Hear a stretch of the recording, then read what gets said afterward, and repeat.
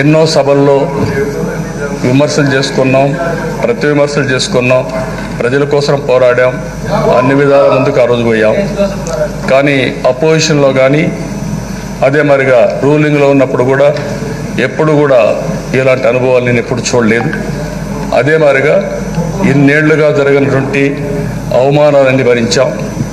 నిన్న కూడా ముఖ్యమంత్రి కుప్పం నుంచి ఇదైన తర్వాత రావాలి చూడాలంటే కూడా నేను ఎక్కువగా దాన్ని కూడా వ్యక్తిగతంగా తీసుకోలేదు. ఈ హౌస్లో పడరాని అవమానాలు పడిన తర్వాత బాధాకరమైన సందర్భాలు ఉన్నాయి.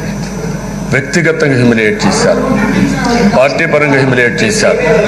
కానీ ఈరోజు అధ్యక్ష, ఈరోజు నా కుటుంబాన్ని ఏ పరువు కోసమైతే ఇన్ని సంవత్సరాలుగా నేను పనిచేశానో, ఇన్ని సంవత్సరాలుగా బతికావో చెప్పండి సార్. ప్రధాన దిశ నా కుటుంబం, నా భార్య విషయం కూడా ఈ హౌస్లో తీసుకొచ్చి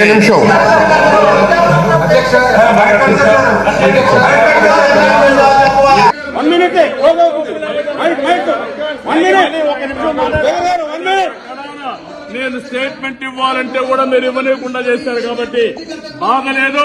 మళ్ళీ ముఖ్యమంత్రి ఈ హౌస్ కు వస్తాను తప్ప అదర్వైజ్ నాకు ఈ రాజకీయాలు అవసరం లేదు. ఇది గౌరవ సభ కాదు.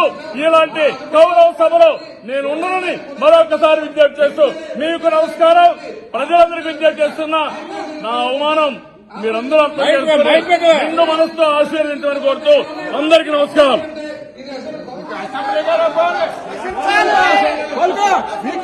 పతనం స్టార్ట్ అయింది, మీకు పతనం స్టార్ట్ అయింది.